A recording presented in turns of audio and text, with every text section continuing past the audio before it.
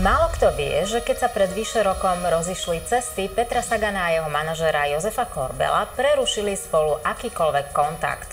Nám sa podarilo zistiť, čo sa medzi nimi vlastne stalo. Len 3 dní predtým, ako Libor Bouček prišiel do Rajeckých Teplíc, nakrúcal s Karlom Gottom v Bratislave čárčov. Vtedy ešte nič nenasvedčovalo tomu, že ho o 5 dní budú zase nečakane operovať. Boučková cesta do Rajeckých nebola bez problémov. Vítal ho PR manažér kúpeľov Jožko Korbel. Počúvaj, čo ti dali potrpy? Jo, a to je v pohode.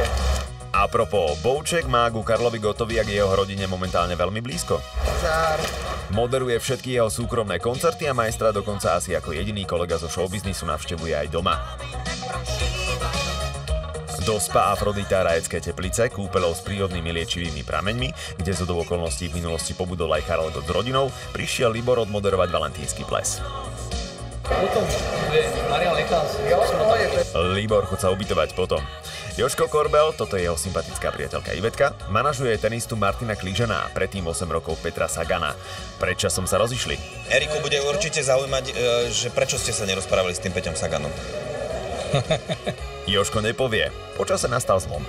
Teraz nedávno na športovcovi roka prišla za mnou jeho manželka Katka, že aby sme sa stretli, že Peťo sa chce so mnou rozprávať. Teraz je už medzi nimi všetko OK. To už prichádzal Michal David s manažérkou Luciou Vrátilovou, ktorá je dcerou profesorky spevu Evy Bláhovej.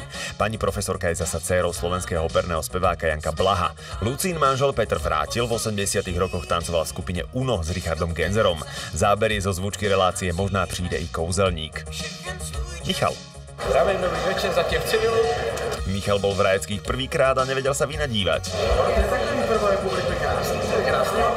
Krásne to tu je aj vďaka šéfovi Zdenkovi Miškolcimu, ktorému robila na plese spoločnosť jeho mladá priateľka Lucia.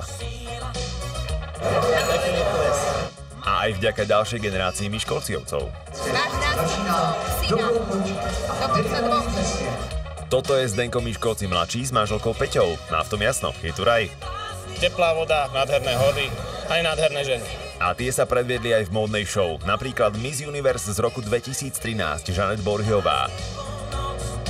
Dievčatám sa, keďže Silvia Lakatošová ostala doma s deťmi, venoval manžel Paľo Chovanec. A okolo misiek sa stále motkal aj Libor Bouček. Aktuálna Miss Universe Zuzana Kolárová. Ja si ty budeš určite, ja premusím ešte. Dobre. Ale jak chceš. Na Slovenky má slabosť, viete, jeho manželkou bola Mariana Ďurianová. Tá v januári oslavila 40. Jsem popsal logicky člověku, který v mém životě hrál velkou úlohu, takže v kontaktu jsme. A to už nastupoval Michal David. Ale trošku odišiel zvuk. Ešte raz. Mal nápad. Ale dohrali. Až tak, že to bolo naozaj super.